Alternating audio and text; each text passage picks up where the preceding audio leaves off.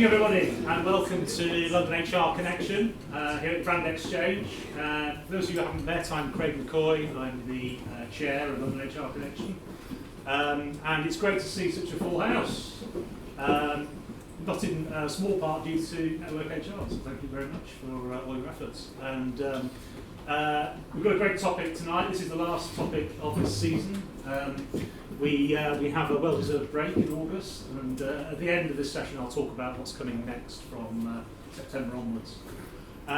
But this evening we've got a great session lined up. We're going to talk about employee health and wellbeing, which is obviously a very topical subject to many HR teams and HR directors. And I suppose the real focus of this tonight is about, why do employee health and wellbeing? Is it something which is nice to have? Is it something which is ethically and socially right? Or is it more in terms of has real commercial high-edge benefits to drive an agenda? And we'll be hearing about that this evening. So we have two speakers this evening. The first speaker, Dr Wolfgang Seidl from Mercer, and Wolfgang is the workplace health consulting leader for Mercer, followed by Jay Brewer, and Jay is the head of clinical wellbeing for Nuffield Health. So we've got two extremely relevant speakers tonight, and I'm sure we'll have a very lively debate. So without further ado, comes over to Wolfgang. Thank you so much, Craig. They make me find my presentation here, so I have to work hard for my dinner. That's always a test whether the psychiatrist gets nervous or not, and whether my stress management techniques work or don't work.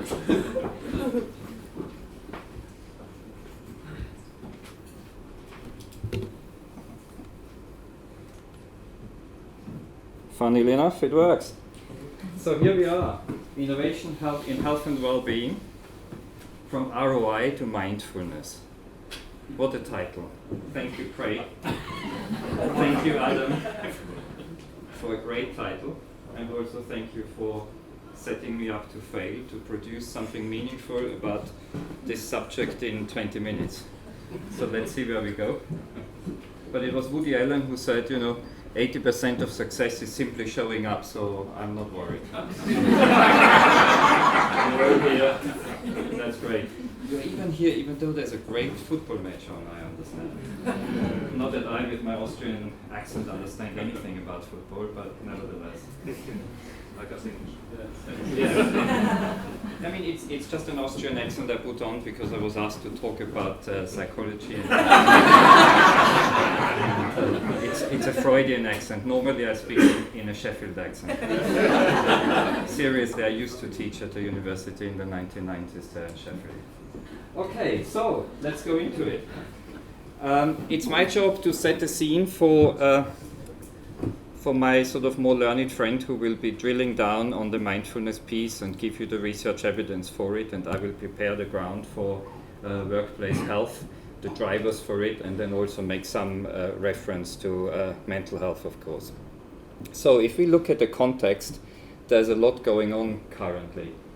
To just stick with the mental health problem and discourse, I think there has been a lot of debate about work-life balance, and we have not succeeded, have we? It's probably better to talk about work-life integration, because if you look at the life cycle of employees, there's different needs. And also, if you talk about work-life balance, it sounds almost like the two of them are enemies, and they are not really. I'm so excited about my job that I wouldn't want people to think that they are enemies. I was talking to a poet recently who was saying the word balance is a bit boring anyway, because it speaks as much to being stuck as it speaks to harmony. So work-life integration, let's develop that theme hopefully in the 20 minutes, or at least in the discussion with you later. What else is going on? We have an aging population, and the figures are startling. By 2020, 25% of the workforce will be over 55.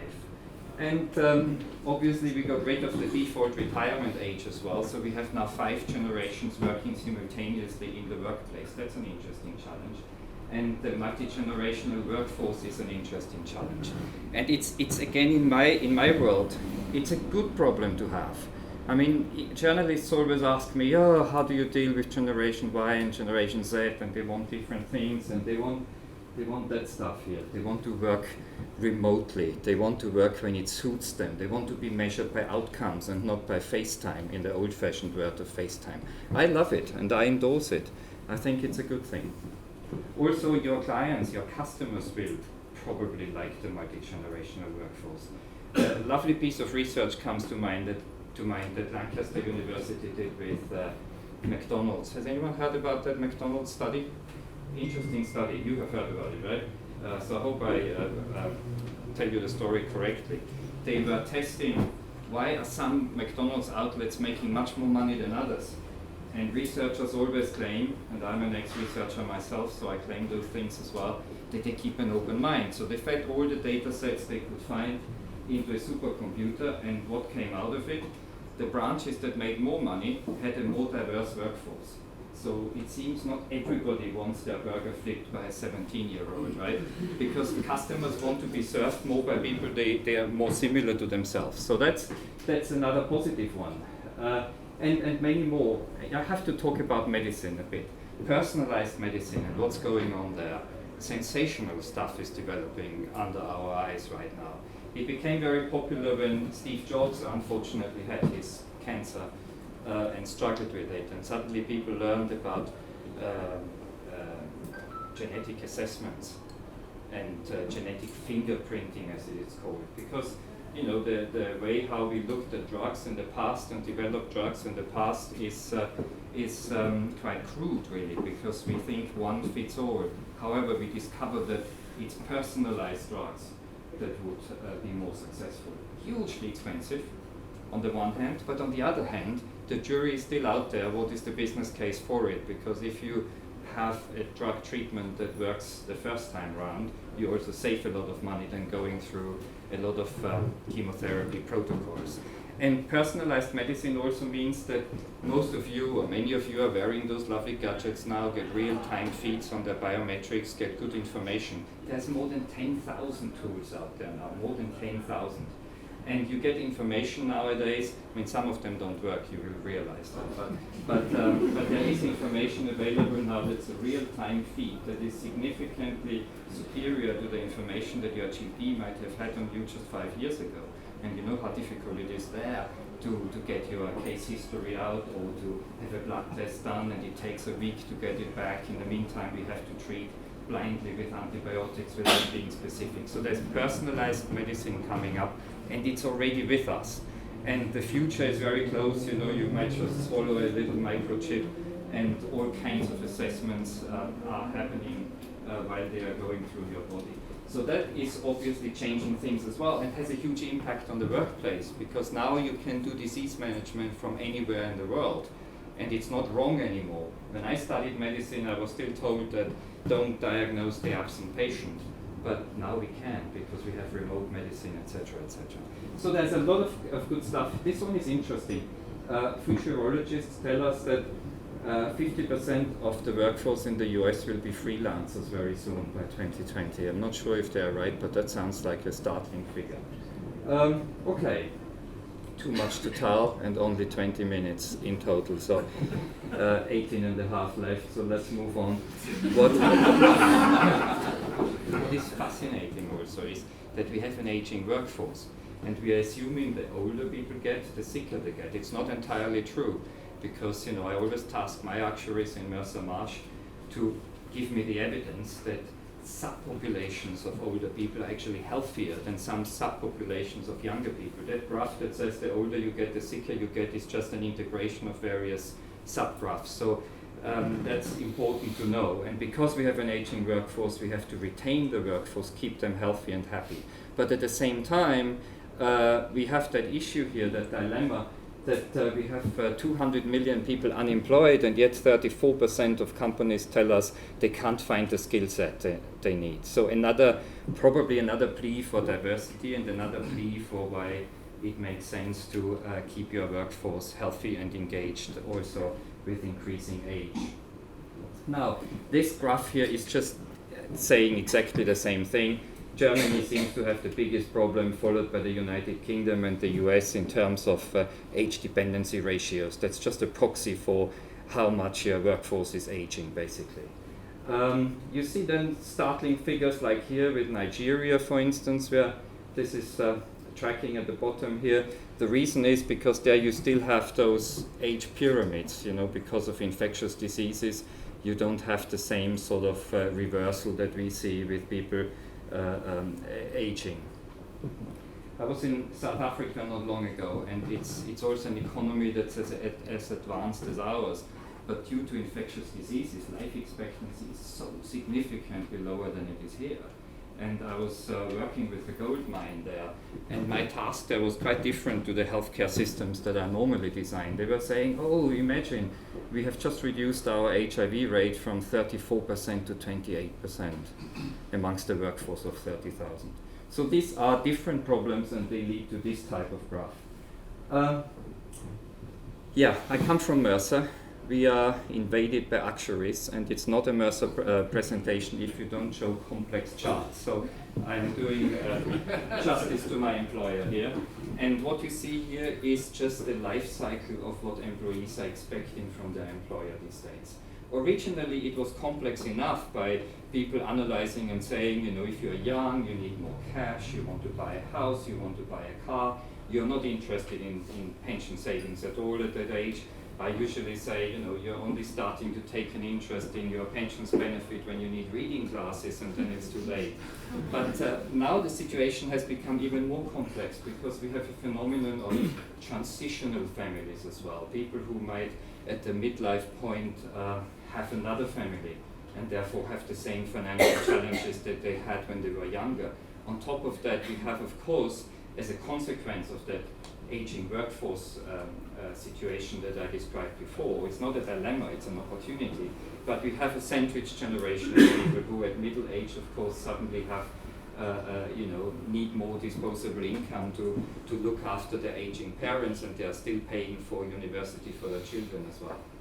And it goes beyond that point even. I don't know if you've heard about the club sandwich generation, where your grandparents are in care and your parents have already retired. So there is there's even more pressure on employees. But organizations do well to recognize that it's not just medicine that has become individualized, but benefits have become more individualized as well.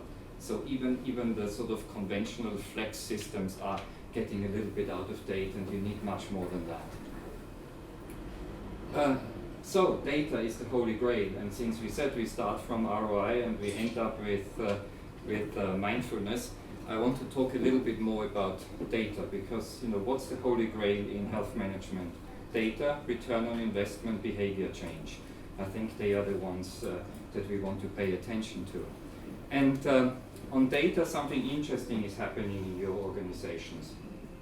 Is that you do have the data, but in my experience, and please correct me if I'm wrong, if it's very different in your place, you have a myriad of data sets, but they very often sit in silos. You have someone in HR who looks after the EAP, somebody else looks and checks the absence data, yet somebody else, probably higher ranking, is responsible for the huge budget of commissioning private medical insurance or group income protection insurance. That's usually in different silos. But all of those data sets tell you a different story. The guy who looks after absence says, oh, it's all about colds and flus, we have to do something about colds and flus. The person who is in charge of PMI is probably telling you that everyone has backache. And the person in charge of group income protection will be saying, oh, it's mental health. So, there's some contradictory messages coming out, and they're all correct in their own right. But the point here is you want to streamline them and look at them in a sort of dashboard format. I even brought some here, if I'm not mistaken, just that I mocked up for you to give you a flavor of what such a dashboard could look like. So if anyone wants to look at them, I have a couple in my briefcase. Such a dashboard gives you the opportunity to see in the round what is really the story here. And I would suggest let's not have health management based on anecdotes, let's have it based on data. And these are potentially the data sets that you have available. They are pretty obvious to you, so I won't read them out. to save time. But if you want to ultimately keep your premiums as low and sustainably low as possible, you will move at some stage to claims management and to try to wrap your arms around claims, because that has the impact on the premium. And you want to see all that on one page, and you don't want to have contradictory information sitting here and there, if that makes sense. So that's the fascinating findings when you do that exercise, and when you look into what are the disease categories we have.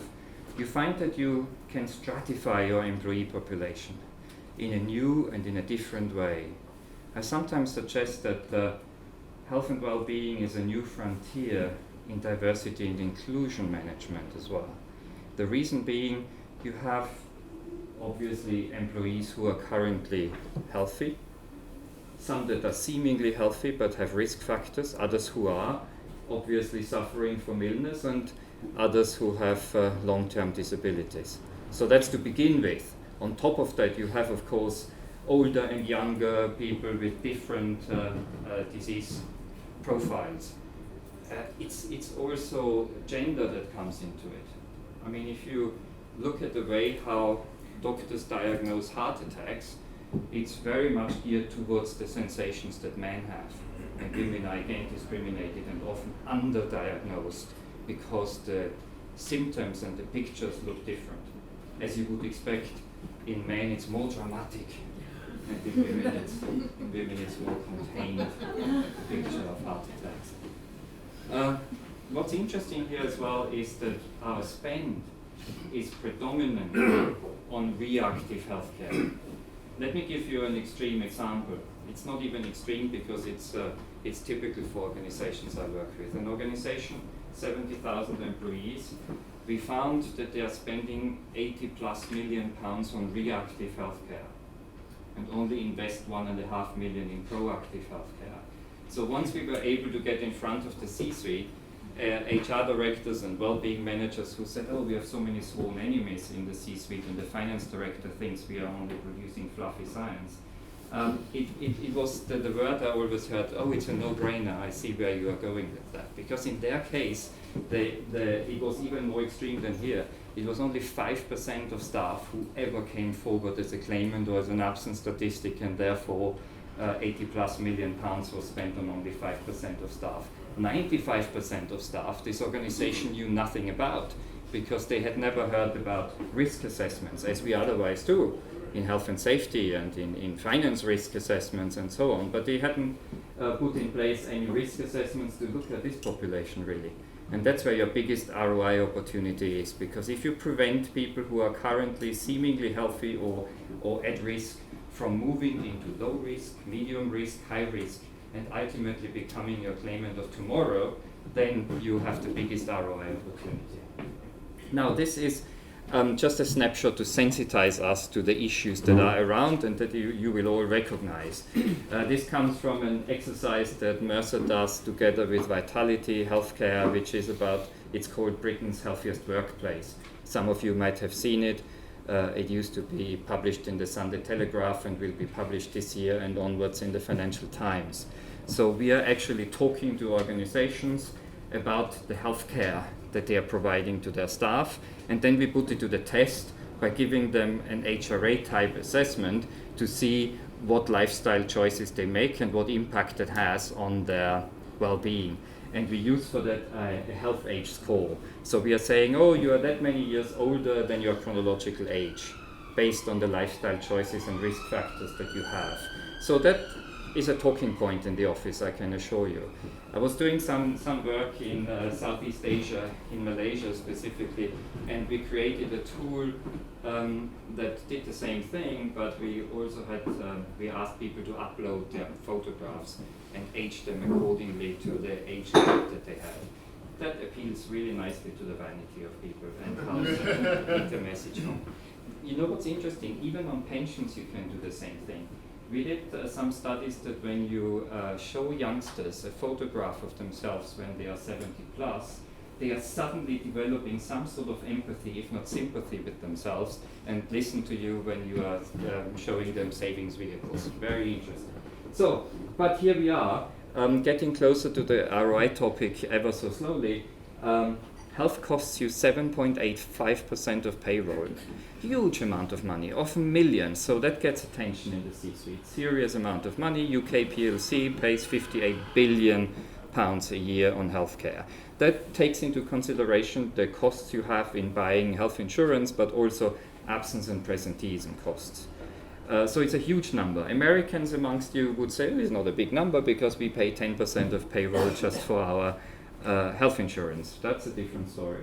And then you see the usual culprits here of issues. If you look at what employees say and you wanted to create a narrative out of that, and you think, okay, let's start with financial worries for a change. Financial worries, of course, have an impact on stress. Stress, in turn, may lead to sleep deprivation. Sleep is hugely important for so many functions in the body. And sleep deprivation, in turn, may cause what we call carbohydrate cravings that you have. Have you noticed that when you don't sleep enough? Yes, I see some smiling faces. Then you have this carbohydrate cravings. So you eat more, then you would potentially be a candidate for developing diabetes type 2. And we have 850,000 people in the UK with undiagnosed diabetes type 2. Serious issue, because if they were treated, their productivity would be the same as always, but untreated, of course, you are suffering fatigue, and therefore, with the best will in the world, you can't deliver the same productivity you otherwise would. And Jay will talk more about mental health. It's also, of course, depression. That's a huge issue. Somebody depressed loses, according to very credible studies that I reviewed, 5.6 productive working hours per week if they are not treated. 5.6 productive working hours per week. Whereas you and I allegedly procrastinate only 1.5 hours per week. So ROI opportunity of 4 hours per week times 15 or 20% of your staff times whatever it is, 47 weeks. Very serious issue. Now, that's what I said before. I love this pseudo-mathematical formula. Health plus engagement equals productivity. Because if you are not healthy enough to respond to the HR-driven engagement initiatives, you just can't produce as much as you otherwise would have.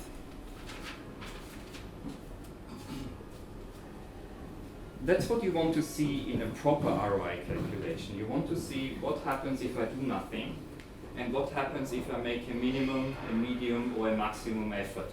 And that's really what I have sort of modeled here for you.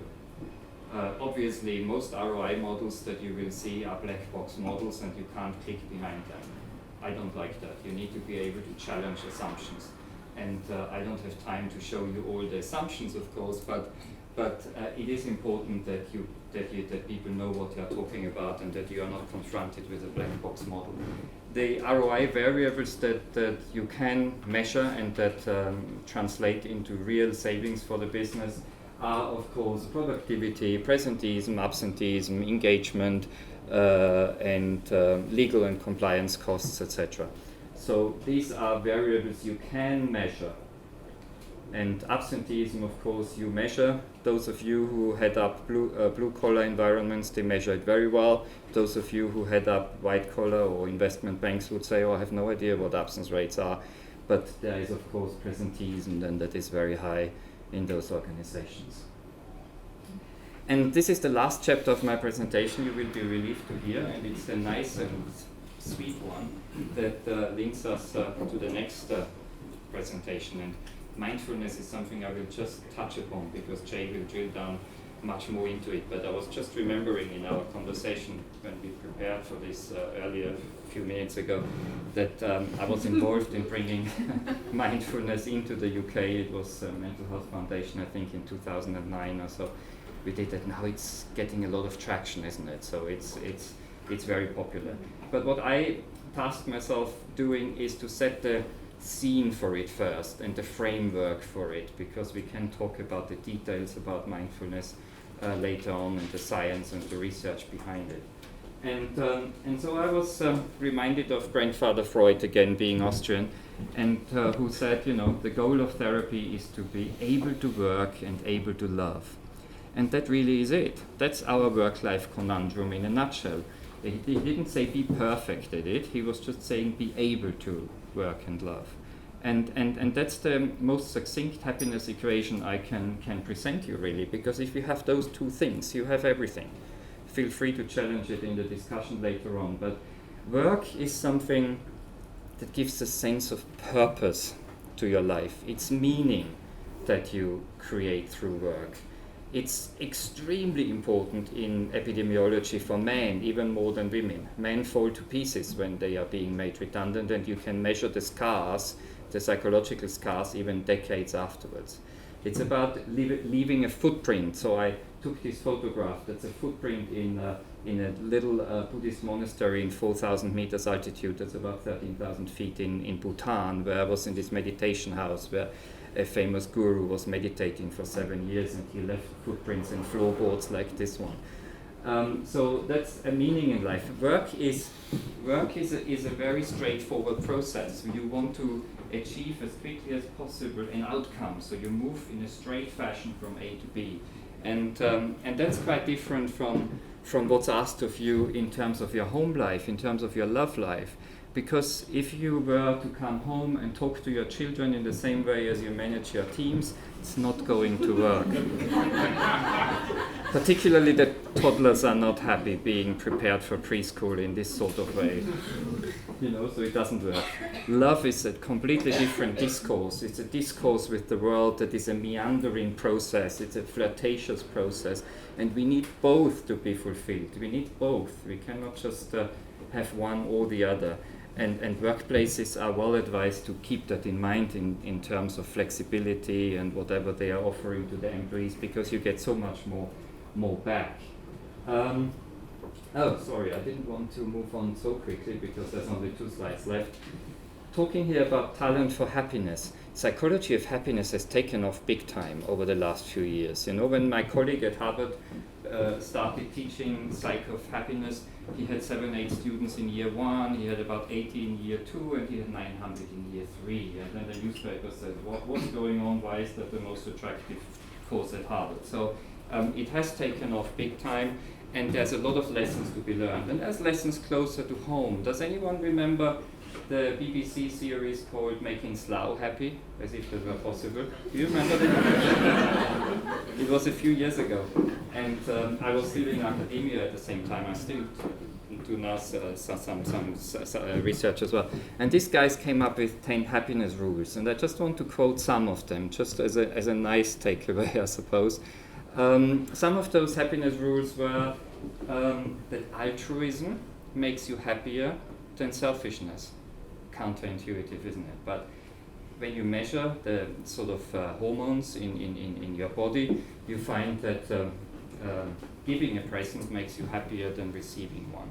So the way to remember that is just to think of Mother Teresa as an endorphin junkie, and that's really what it is. The other happiness rule is, they say, cut television viewing times in half. Whether the correlation is causal or not doesn't matter. There is a correlation. The more TV you watch, the more depressed you are becoming, either from the programs you are seeing, or is it because you're depressed that you have only energy to watch television is beyond the point. There's another happiness rule that says count your blessings, just like Granny told us. Count your blessings. If you fall asleep and you think of 3 good things that have happened to you during the day, it reprograms your sort of cognitive thinking into something much more positive. Physical exercise is extremely important. Phoning a friend is extremely important. It's important to have social activities. A biopsychosocial guidelines. So we will come back to that, because this is just a preparation for what I want to say about the workplace. Good leaders make the workplace generation friendly and happy. Staff leave their managers and not necessarily organizations. And what managers lack is the basic empathy skills to also confront what they should be doing if someone's productivity is suffering, or to show the caring face of the organization, discharge their duty of care. I was on a platform with Stephen Covey once, the guy who wrote the 7 Habits of Successful People. You might have he wrote another book then on the 8th habit and cashed in another few millions. But it was very interesting. He asked a group like you, HR directors, there were 500 of them in the room, and he said, how many of you believe that your staff reached their full potential? It was about a dozen of hands that went up. And the follow-up question by the business guru, not by the psychiatrist, was, and how many of you had more than 2 days training in advanced empathy skills? And the same dozen of hands went up. So that taught me that it is okay to say you have to meet people where they are, and you have to use empathy, not in as a business leader, but also in sales. You know, if you're not empathic with your client, you're getting nowhere. And sometimes in leadership training I say, and it's really very timely and topical to say today because it's football language, I say, why don't you play advantage? You all know the rule of playing advantage, right? So don't need to as a small football nation of Austria, I don't need to explain to a giant football nation of England and Wales. Yeah, and Wales at the moment, what that means. And you know, and managers turn their work style around. They say, yeah, exactly. I say, what's wrong if your staff reach or score a goal in a different way to how you would have done it? As long as it's done ethically and professionally, you know, you get a higher bonus. So it's a good thing. Anyway, so that is really the last slide that has text on it. This is sort of the succinct learnings of workplace psychology, if you like. The most important one is this one. It's so unfortunately phrased, but I promise you that slide was written before the Brexit debate. It is that if we feel that the locus of control of what we are doing is inside ourselves, instead of someone micromanaging us who is looking over our shoulder, it's a perfect stress inoculation. People are much more resilient when they have control over their workflow. So there's myriads of pieces of research behind that, and many more that tell you about what makes people more resilient. One of them is support community. If you create a community in the workplace or allow for community, that's also a stress-busting exercise. Providing feedback is important. So if I've learned anything from my colleagues in talent management, there is good research that says if you do nothing else but give feedback twice a year, you buy very good engagement. And if you give good constructive feedback that's positive, you get, of course, a lot of engagement. If you provide negative feedback but constructively, you still get more engagement. But if you provide no feedback, you get much, much less feedback. And I think my English friends say, you know, love me or hate me, but don't ignore me. So that's how your staff feel as well. And on that very happy note, I don't want to go too far, but just it's for my benefit more than yours, I suppose. That's this lovely tiger nest monastery in Bhutan that I visited. And you know, in Bhutan they measure the gross national happiness factor as opposed to just GDP. It's a wonderful place, and it's interesting that they are doing that. When the American and the UK government asked Gallup to come up with a wellbeing index, the content of that index was not very different from what the Bhutanese have done since 1972. It's about, you know, good governance, access to healthcare, relationship between people, relationship with environment, and so on. But on that happy note, and much more about mindfulness, as we promised, will come from my colleague Jay.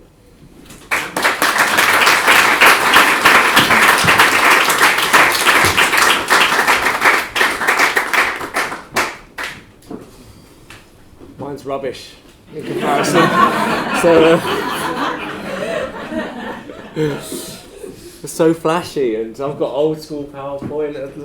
I've not even got a decent transition. It just fades. So could have done so much better. So the first thing to probably mention is that Nuffield's a charity, which is why we can't afford Prezi. We just go with PowerPoint. We only got Office 2010 about a week ago, so this is all new world to me now. So. But really interesting talk, and what I do is work for a lot of our key corporate clients and try to figure out actually what they're trying to do day in, day out. And what I see is a big disconnect between actually what we're seeing in research and some of the big numbers which are going around and academia, and then actual implementation. And it sometimes can be a bit of a fruitless task, and we're not having that conversation, not convincing it well enough. And the reason why I've kind of gone from mindfulness into ROI is because I see mental health following the same routine that physical health interventions took place about a decade ago. And actually, if anything, we're probably overcomplicating things and trying to get too technical and not trying to go to the simple but consistent message of this works and here's a cost that you believe in. And honestly, for all of the clients that I have, we've never given the same ROI argument in the same way. It's always been in a slightly different metric or delivered in a different way or even a different graph. It has to resonate with a few select people to get sign off. So to understand why it's perhaps a little bit complicated and what can we do about it and how can we translate this into ROI, I wanted to have a discussion about what's kind of going wrong first of all. And Wolfgang mentioned a few things about a biopsychosocial model, which is a great model but completely baffles me most of the time, so very tough. And this is the old model. This is a biomedical model to health. And using the old premise of a heart attack. So we have a heart attack, we've gone from normal state, a disease or trauma takes place, and then you're in a disabled state, you have a heart attack, you're on the floor, something needs to be done, we're not going to leave you there, the cleaners aren't going to remove you out the office at the end of the day, something needs to happen. Someone calls an ambulance and we have a medical intervention. So you'll go to hospital, you'll be monitored, you might have defib, we'll try and get you back to a normal state. So acute trauma happened there. We take something a bit more complex, let's look at obesity for a moment. And obesity is multifactorial, multi-component, and what causes obesity? There's so many different arguments. So there we know actually it's a bit more difficult to understand what kind of intervention do we need. We know what we need to do, we need to lose weight, but how do we do it? What's hindering us from doing that? So we start to think about a biopsychosocial model. So I need to go and lose weight, we need to not be obese. What is stopping me? What would encourage me to do this?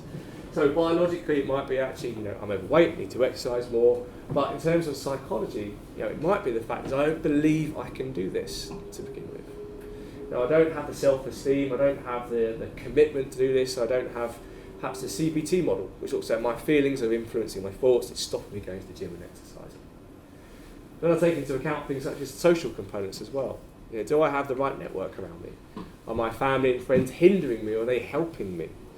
So all these parts come into it. How do we start thinking about a relationship? It's really quite complicated. That's kind of where mental health is at the moment. If we break it down just a little bit more, and this is just the social component of well-being. So inside we've got a few things, non-modifiable risk factors. So age, sex, hereditary factors, and outside you've got individual factors. So that might be something like what you eat, how much you exercise, if you're a smoker or a non-smoker, how much sleep you get, for example. Then you have your social community network outside of that. So what's going on at work, what's going on at home, what's going on with your friends, where do you live, for example. And then outside you have more macro factors. So now we're starting to think about how are we educated, what housing do I have? Do I live in an urban area or suburban or rural area to kind of go and do some exercise? And then general socio-economic things. So, are people using kind of Brexit or the football or Wimbledon on not to go and exercise? What's happening around us? So, and generally running a lot of weight management programs, that excuse is happening right now. So it's, but we've got 20 different things there as one component, and we just kind of outlined them. And there's going to be loads more from that as well. And we haven't even thought about how that's interacting. So if we then put the interactions into the obesity model, it looks like that. So we understand. Now, I first time I saw that, I wanted just to go down the pub and get a beer and a burger, because that's depressing, trying to figure out what we should be doing about this. But it's the same thing where we come into things like mental health as well. Is actually, when we start talking about stress or psychiatry, but also about positive mental well-being, when we need to start influencing people in that respect, it's a model like this. So what do we do? And the reason why it's not being adopted is because when we look at this at first glance, you just think to yourself, sod that. I can't deal with that, it's way too complicated, I'm not sure what's going to happen. So we need to try and make it a little bit more simplistic. Backing on from this as well is some information about what should we be doing straight away, what's easy to adopt. And I think mindfulness has come out, and I've learned it's Wolfgang who did all this, he was the champion behind it all, so a little bit, but he was saying it was all me, but he's got in here saying a little bit, so a small part. So. But it's really interesting because this came out in October 2015, and it was saying to us that we should put mindfulness into everything that we do. So it be in education, whether it be in the workplace, whether it be in government. But when I first read this, I actually got a little bit cautious, a little bit anxious, because going on research and looking at clinical outcomes, I kind of read that and they said, listen, we kind of see it works, and we see it works in the lab, and we understand the components of it. Go out and do it and see what happens. And for me, that made me a bit nervous when I first read that. And they did highlight itself a bit in italic there, is, you know, the proliferation of people offering these programs has started to outstrip the research behind it. And now it's not to say that this doesn't work. I mean, there are components of it works, but will it work if we put it into a workplace environment right now? You know, do we know? And there's a few problems with it at the moment. So the first one, this is an interesting graph which was brought up by the US Department of Veteran Affairs.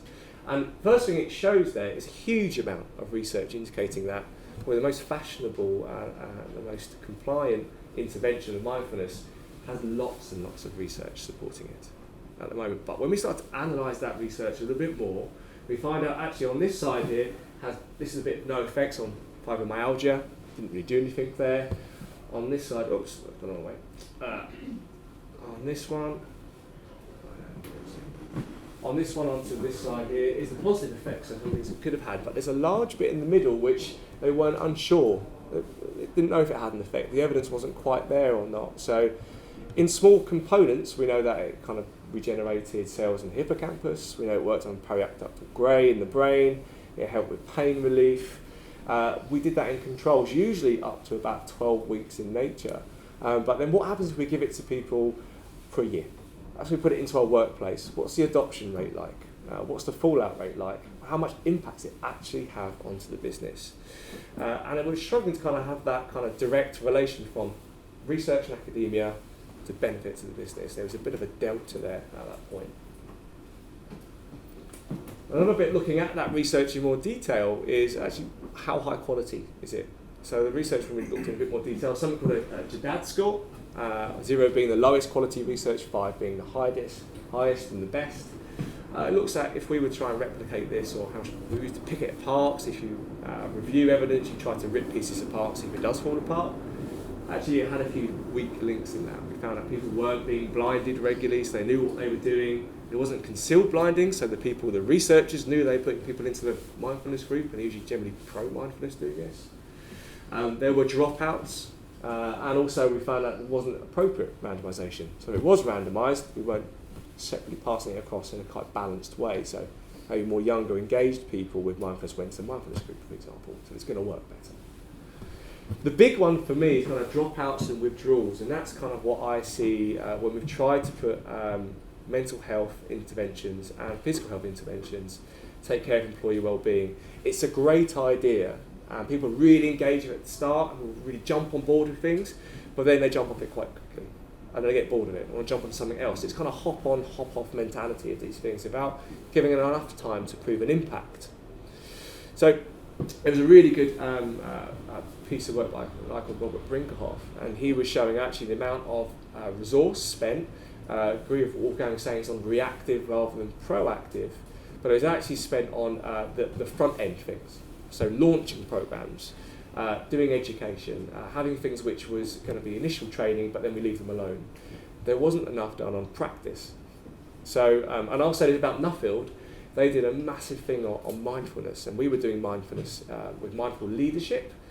We went through mindfulness as well, and I really believed in it. I thought I really want to do this, and we went to practice mindfulness. There was nowhere to do it, so I ended up doing mindfulness in my car in the car park, and somebody kind of going, "Are you all right in there?" And I go, "Yes, I'm trying to do mindfulness." So, and that's the thing again. We're not spending enough of our time, our energy, and resources actually giving people the ability to practice what we're teaching them. We're spending a lot of time and effort on telling them what to do, but not giving them enough opportunity in the middle. So when you think about when do we spend our well-being resources, analyse that first of all. So this is a real life example we had, and really interesting. And what this highlights is actually, this was a 6-week mindfulness course, and then we did a 6-week course with the same population using heart rate variability technology, which is just a bit of an indicator about physiological stress management. It's nice and engaging, it's colourful, people can see what's going on rather than just feeling it. And the feedback you can see from there is, generally all the negative emotions went down and all the positive emotions went up, which was fantastic. But look at the right hand side, 2/3, 71% or so, they've got lasting benefit. They rate themselves being likely to continue mindfulness practice. And a few really good comments, like I feel like I'm able to step back a bit more and it worked really in the moment.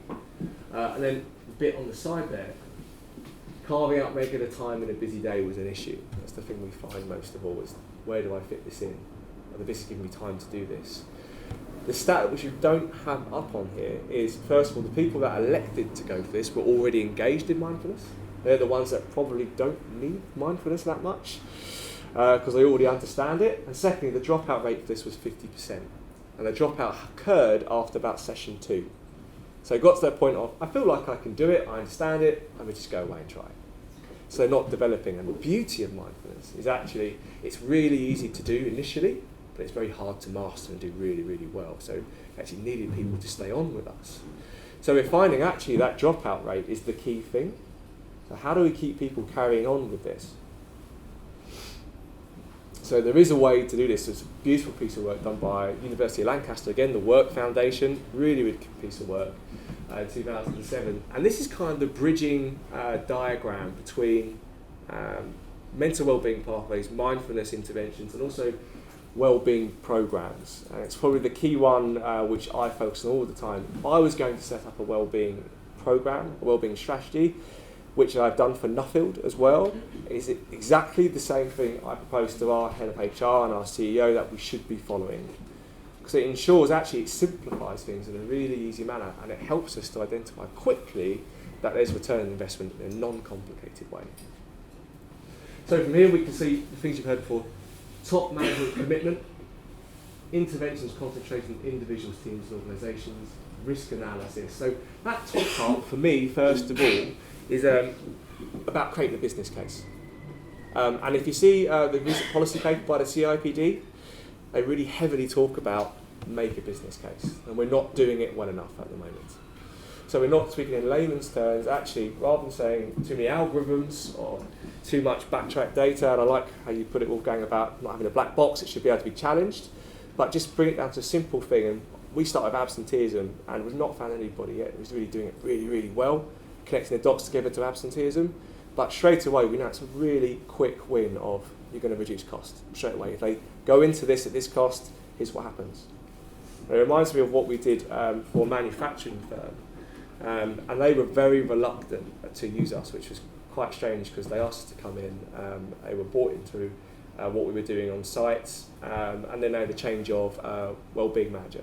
And actually, they got rid of their wellbeing manager and went back to health and safety. So kind of a step back onto the safety agenda more than anything else.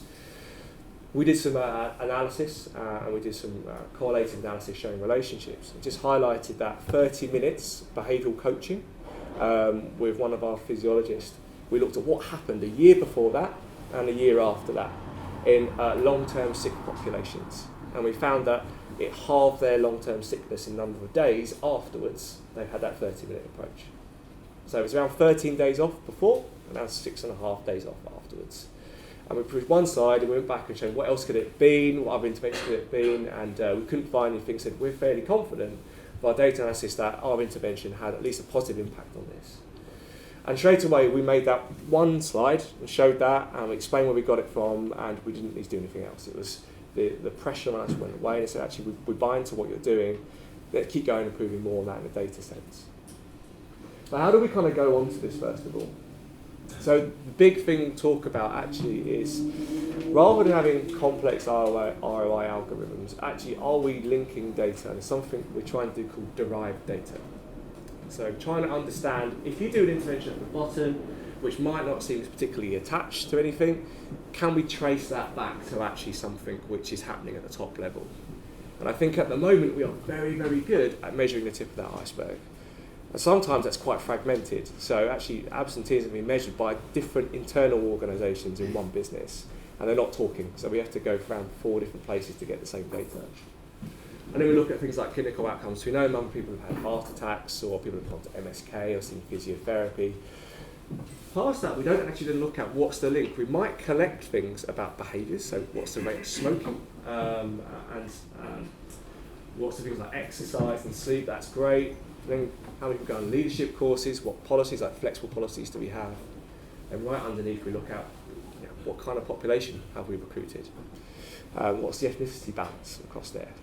So at very best, we seem to have this kind of detached loads of evidence and information. But what we don't do is understand that I run through all the way of those. So actually, what population is being affected if I change the policy, then back up to absenteeism? If you just focus on one thing, don't overcomplicate it, focus on one metric to prove, and it might be, and I encourage you all to find out what matters to the business. By and large, I've seen it's absenteeism, but some it could be turnover. Some more advanced companies, more mature companies, could be productivity or presenteeism. But what really resonates with the business? And then work backwards from there. What's influencing that? And you can get lots of nerdy people like myself, so smart people like Wolfgang, and to do that. To do this data analysis for you, but the linking is the really big thing, and actually going across systems is the big thing that we want to look at. And once we do that, that becomes a really easy conversation. So from there, what we're trying to do is actually build this really simple argument. So you've linked data, so understand that we see a problem in leadership, we see a problem in working time, and we see it's directly impacting the bottom line of the business. This is what's happening. Then you might understand the risk analysis. Another point from there. Where do we actually try to do first things first? What do we actually highlight? So this is kind of on HSE management standards. You can get this done quite easily on surveys as well, and you can find out actually where the pinch points in the business, which might be working on mental health. And you can see most things there would be actually, in this example here, part one is demands, but if we look across as well, we see relationships are a key thing. Presenting data in a very simple manner like this and linking it back into that of derived data has a powerful message, because I think the problem I hear quite a lot as well is we go and present loads of problems. They know there's a problem. The big data says they're a problem. But what do we do about that? Where do we start? So they want to start thinking about solutions in a way which is easy to tackle. And this is the best way to start to do things, looking at risk analysis to understand, right, there's the issue, here's the first port of call, here's the strategy to do that, let's start doing it. You don't have to do things in a big bang way, let's do, as the COPD mentioned, do things in pilots. So it might be a small area to begin with, have proof of concept that it's actually working, it actually matters, and then try to expand that into other pinch points. And it's something that we're seeing is, what do we do for everybody at the moment? So trying to understand, we can't give all the money, all the resource to that 5%. It's absolutely right. And the Mental Health Foundation put it in a really good way, and I was doing a presentation with them last week at the Pension Benefits Conference. And they highlighted something which matched what we do as well. So you have something which is universal, so something which will collect lots of information for you.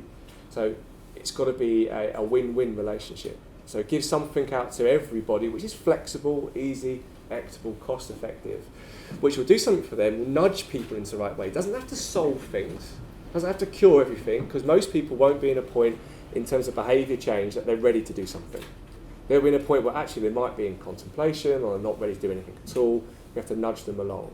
So it could be a light touch, and probably a lighter touch you see things like HRAs, to understand what risk you're at, or anything along those lines, where things like wearable tech and apps are coming in a lot more.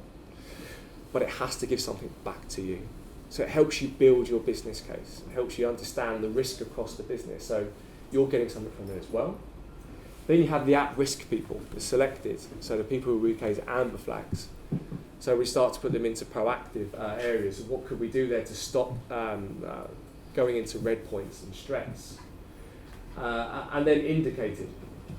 So these are the ones which actually need proper care pathways. The big thing about this last one is if you do have this, the number thing is barriers. So even the smallest barrier will become massive with this group. So another one of our clients, we had a huge amount of investment in occupational health support and EAP support, but we found they couldn't access that support until they asked their line manager to go to that support. And that barrier said, I'm not going to speak to my line manager about things that are really personal to me, I want to go and do it confidentially. So we saw actually became a small thing. It seemed logical because they wanted to track who was going in this, but at the same time they found out actually it's not going to work. So the big thing they did is actually reduce the support and reduce the barriers and see what uptake they got. So here's what we do for that initial point, which is buy-in at the top. So, and the arrow is really important on the right-hand side. But the big thing we've got there is you have to justify quite heavily why you're wanting to do something. So, again, looking at a few manufacturing firms we work with, if we take too many people off their line to go into a wellbeing initiative, they have to shut their line down, have to stop the business. So that's a real extreme. But those things you have to justify quite heavily. So the justification, the business case, the data collection you should be doing, really heavy at the start, it goes to the line management. So this should be such an easy conversation. You should be able to say to them, I want to do this initiative for these people at this time, and it will cost this amount of money, but it's going to save you that amount of money. And there's the first bit against like absenteeism. However, you have to create the framework behind it first of all. So if mindfulness is good, has some good impact for people who are engaged, heart rate variability has some good impact, CBT has some good impacts. It all depends on what they want. So from there, you're going to say, you get the buy-in, there's a problem, I want to try and do something. From there, you actually go back down. You don't try to tell the business, actually, this is what we're going to be doing. It should be then driven upwards by the employees to say, this is the intervention which matters most to us. We own this now. We've got the backing of the business, and we're going to tell them what we want to do. You elect your champions to be the voice, and you go back up to your line management, your matter experts, and they go back and say, no, I've got this from the top, saying, actually, there's a really good business case to do it, and everyone around me is telling me, I want to do this and achieve it in this way, so it kind of meets in the middle. It is something which has been really tried and tested, and every single time we look at why has an intervention failed, it's because we overcomplicated the top, or we've detached the bottom and just told people what we're going to do. And that includes what we've done at Nuffield Health as well. We've been trying different things. We're quite proactive in what we do for wellbeing. Actually, some bits we've just done to people rather than with people. And it then kind of goes on to the actual strategy. So how would we then start to produce meaningful ROI in a wellbeing intervention strategy which is bought into? So, and quite a few simple steps. We did some work with the Ashbridge Business School. Have anybody seen this before? And the first thing we look at is, before you do anything, understanding your lens. So the lens might be compliance. The lens might be workplace productivity. The lens might be you actually want to have a war for talent. We're trying to attract the best people to come to you. So you're thinking about benefits, rewards, but also wellbeing offerings. You do your risk analysis and you get your leadership buy-in, so your business case is made. You then decide what you're going to be doing first and what you're not going to be doing at all, and then understand how we're going to deliver it. So what format, what communication. And it goes on to evaluation, so stopping and checking. The big thing, I think, you get that kind of total spend figure in their head is, actually, if I do this, it's forever. So we should say, if it doesn't work, we come back regularly and we tweak this and make it work better for us. I think the monitoring and evaluation piece is a really important piece.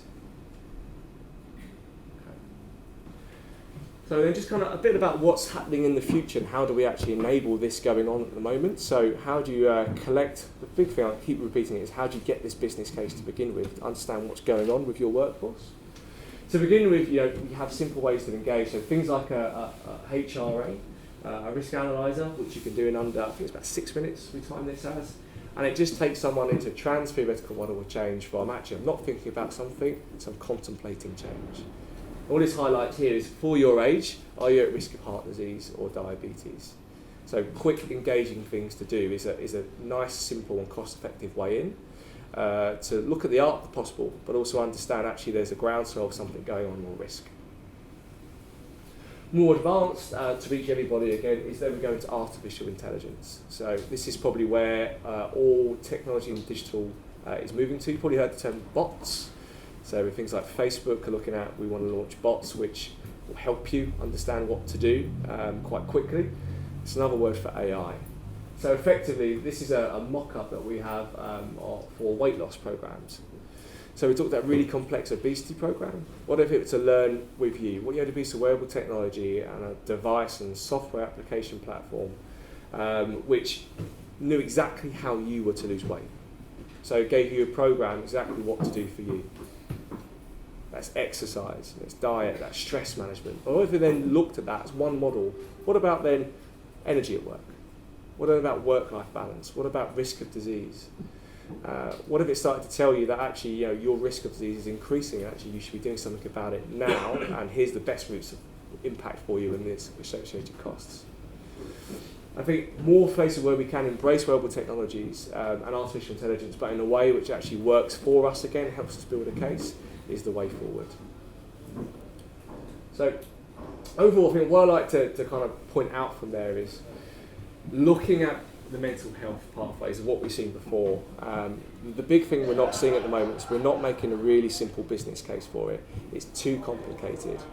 And whenever I go and talk to anybody about mental health or about general employee well-being, trying to convince them what we're doing, simplify it down. Find your key metric, collect all the other data around it, work backwards to it, stick to that, and then try and buy that business case to then bring it to the employees and build upwards. The more you can get information from the employees in a flexible manner, the better. To build that data, I agree with Wolfgang that data is king at the moment, and analysing that, even in small amounts. I think there's data analytics are going through the roof right now, but even that can be overkill. So even if you collect all your data on spreadsheets and start to analyse that to some extent, it tells you a huge amount. You can start to track quite a lot from this. So hopefully what I've done there is given a little bit of a practical side to Wolfgang's fantastically graphical side, which I couldn't keep up with. But thank you very much. Okay.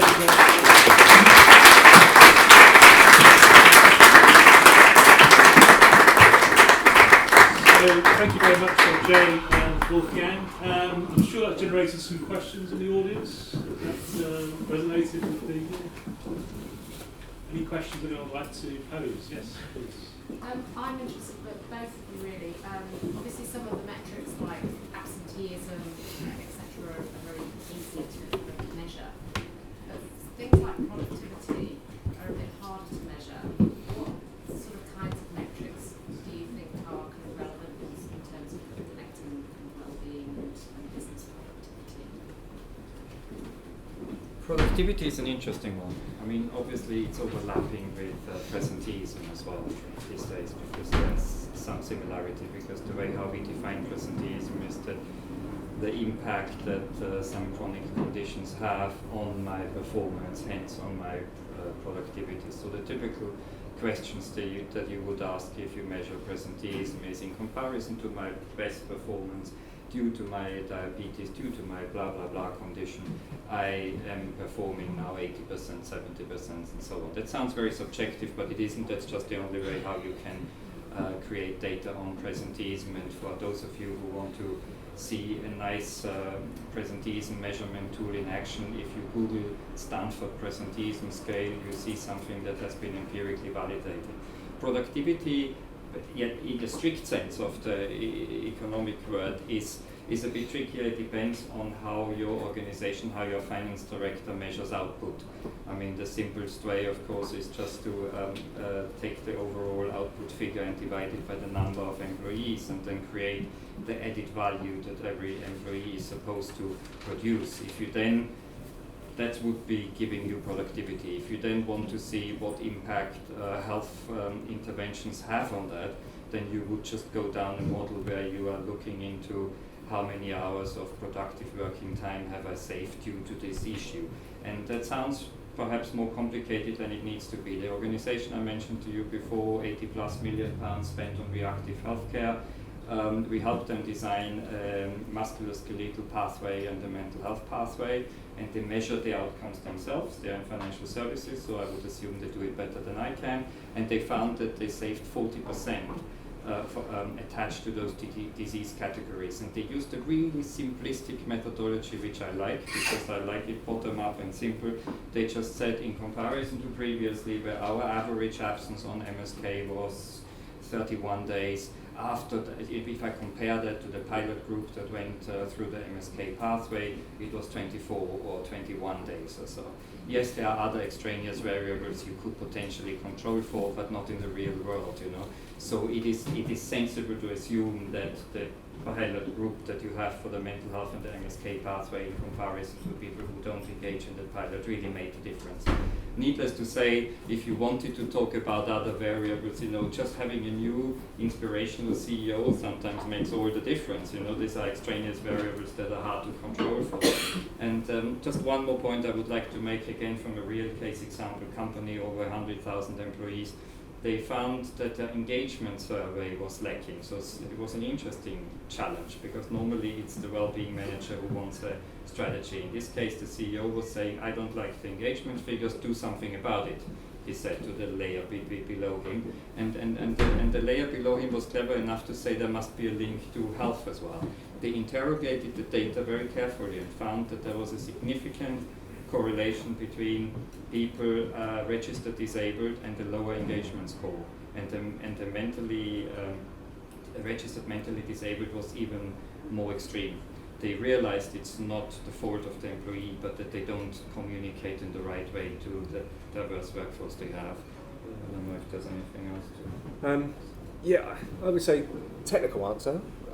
There's some good Department of Work and Pensions did a calculator you can find online, and the World Health Organization, Harvard Business School made a questionnaire you can do, which they validated called the HPQ, which you Google both of those, you can find them.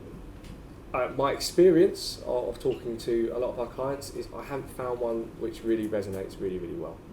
And I've tried everything to kind of go from there. So I came back to the absenteeism point because most don't robustly prove that or link it well at the moment. They can show absenteeism, but what's causing it? There's still a bit of a gap there. And actually, if I can spend all my time and effort I'd spend on doing that for everybody, what we have found actually is engagement or emotive questions seem to capture the imagination a bit more than a calculation. So there's a few questions. One I really liked, I saw about a year ago, was I trust my line manager. And there was a direct link between engagement in business and line management trust. Another one we looked at was I'm actively looking to leave the business in the next year. So we kind of went there and said, actually, here's the stats, here's the quantitative data, but here's some kind of emotive data for you as well, and kind of showing that actually there's 20% showing us that, and I've done this, I've gone like this, in comparison, people don't feel they're working as well compared to their colleagues, and that's behind your industry average as well, and come back and go, well, that's our business. That's what we're doing. It didn't really gather me much traction. When I came back and said things like, in this part of the business, the people here don't trust their line manager, and they want to leave the business, or they're not satisfied, they want to go elsewhere, maybe to one of your competitors. Something started to happen. They can understand there's a risk there, more than just being off work. It's actually, I don't want to work for you. So, and it started to strike a bit of a chord. So that's kind of the route I'm going down at the moment. But as Wolfgang mentioned, I have met quite a few enlightened CEOs recently who are more open, actually, I want to measure it this way. And they usually say, this is what I believe in. And the first question I usually talk to when I meet a new head of wellbeing or a director of HR is, what makes you look good? So what are you being measured on? Because it gives me an idea of actually where should we be going down as well. And we can provide metrics that actually complement what you do or build upon what you do. I just want to echo your point on emotive, just one quick sentence.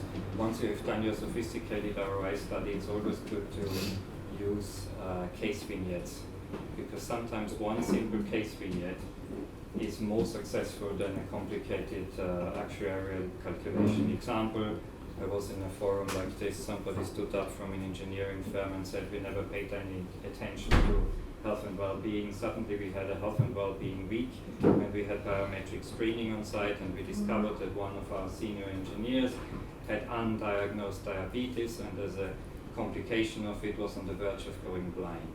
So the company then was paying for treatment and were able to prevent that, and suddenly that case story, that case study changed the whole perception much more than figures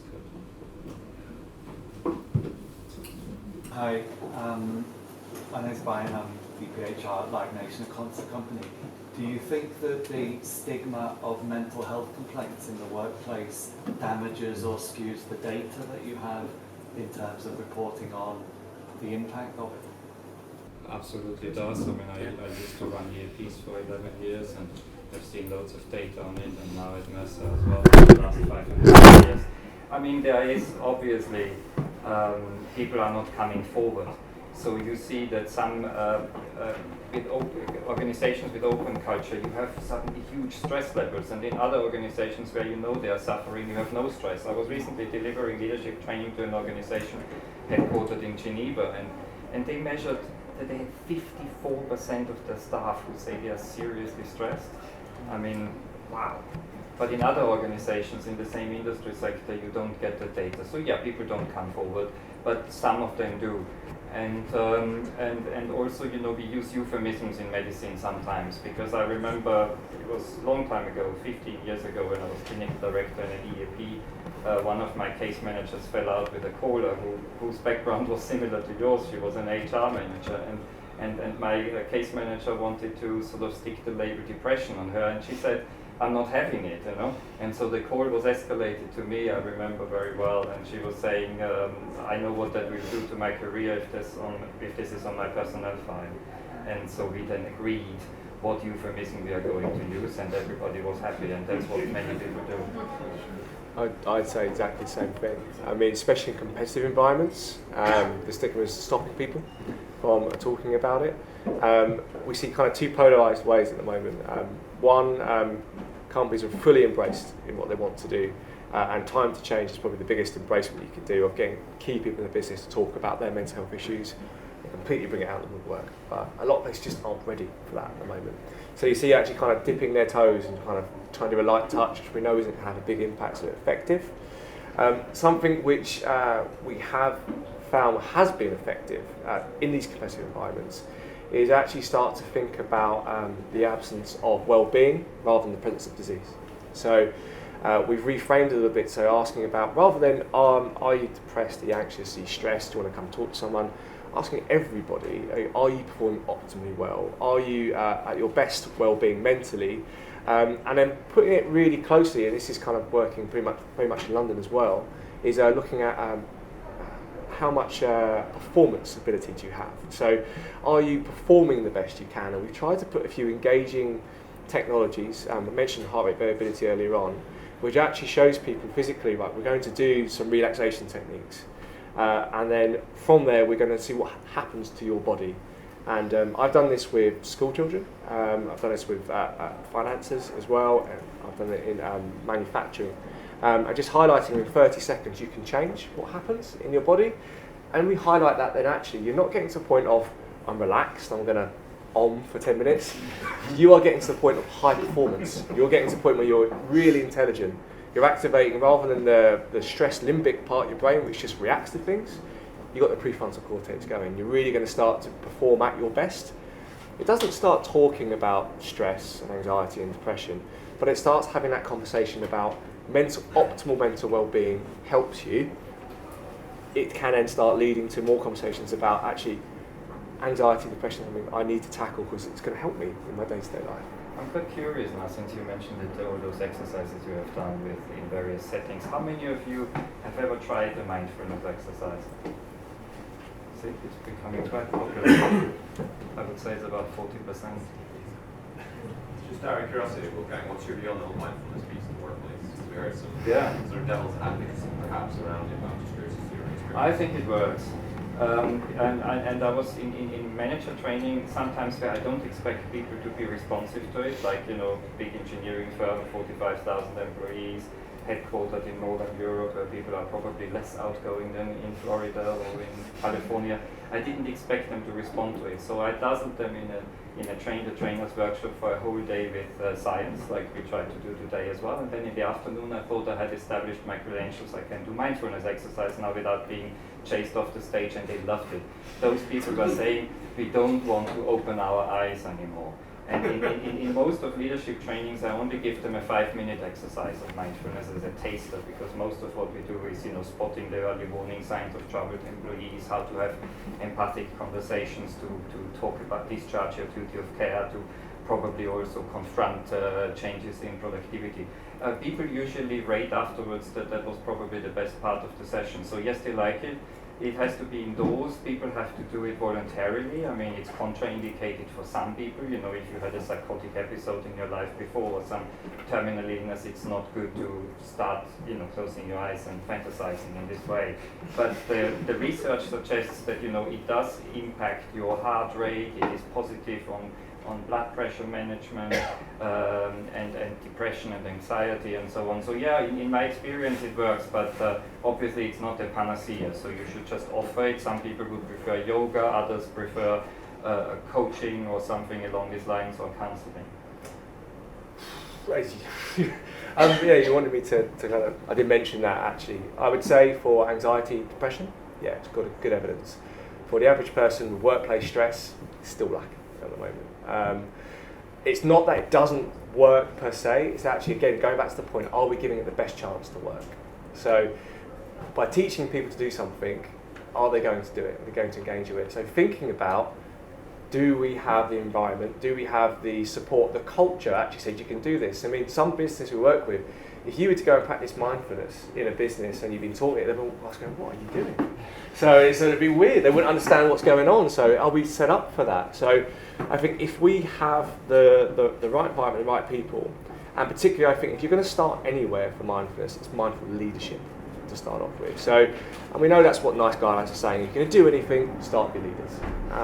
And I think I've seen huge benefits when we started taking mental health training and mindfulness training, starting with leaders, but then it starts to understand that it's accepted in the workplace. I'm going to make time for it, and make a space for it. That's where it can have that. But at the moment, I still think mindfulness interventions, particularly over 12 weeks, it's not that it doesn't work, it's just not being studied enough. When they get to 12 weeks kind of going, it's had an impact, yes or no, then they leave it alone. Just because I'm reading mindful work at the moment. Okay. Is anyone from Google here by any chance? Rupert. No one from Google here. You know, in Google they have a full-time employee who does nothing but mindfulness. And he's the face of Google, so when Obama comes to visit in the US or so, he's the one who says hi, and you see his pictures on the wall, and you know what his job title is on his business card? Jolly good fellow. I would love to have the job. I think those books are really good. I think the one thing to watch out for again is what they'll do is they'll put references in there without proper critique. So it talked about how you critique a piece of research, give it a Jadad score, have all those bits done that. It's impossible, and that's why you do huge amounts of research. I'm just curious as to which on the graph, because obviously the depression, anxiety is small font, hard to read from here, but they were in the green sphere with regards to efficacy.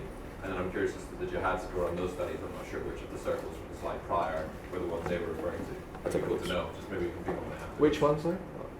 What slide? Were the ones you took through for the Jihad score. Oh, okay, sorry, yeah. I'm not sure which of the ones from the slide prior that had the gradient. Oh, that so one. Of those, which were the ones you were citing? Different paper altogether.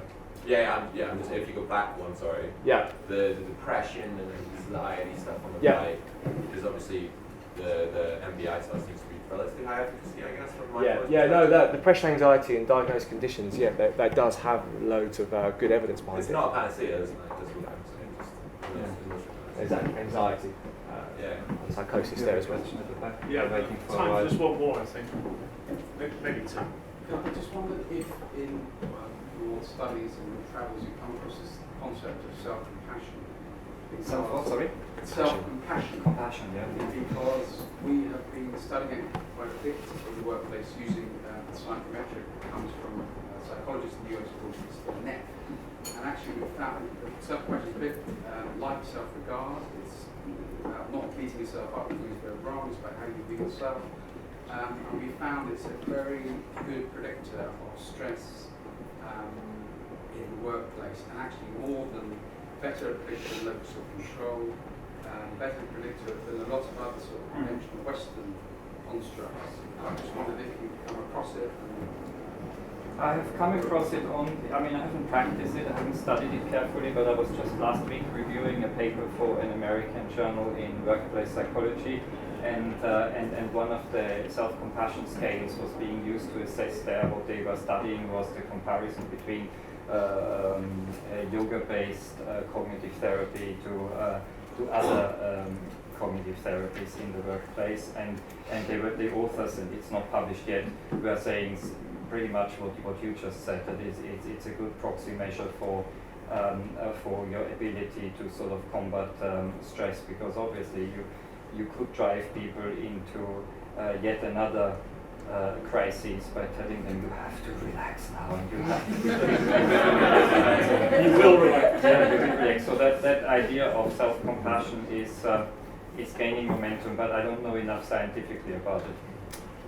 The closest I've heard is about authenticity and being true to who you are and try not to fix things, particularly looking at working on your strengths and understanding that bits you're not strong at. I think our culture is actually, if we've got a weakness, we need to be rounded and fix everything, but actually, you know, we make peace with that and let it go, understand what you're strong at, and then try to develop those more and more and fill in those gaps with people who have got strengths which are your weaknesses. But that's the closest I've got to hearing about On that. a very practical level, I think it's associated also with a trend that I see in the workplace around authenticity and bringing your whole self to work.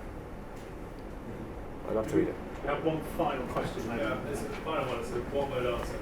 Both of you. Ethics or ROI? Which one's going to win here? ROI by a mile. Yes, I would love ethics to win because I have a degree in philosophy and ethics belongs to that. I mean, I would love the workplace to be a bit more ethical. I'm getting bored with all those, also the jargon in the boardroom and so on. So I would love it to be ethics to win. It doesn't look like it right now, does it? But I just have a wish now, and my wish is ethics will win. I think we always go with return. Okay, Ken, thank you very much for that.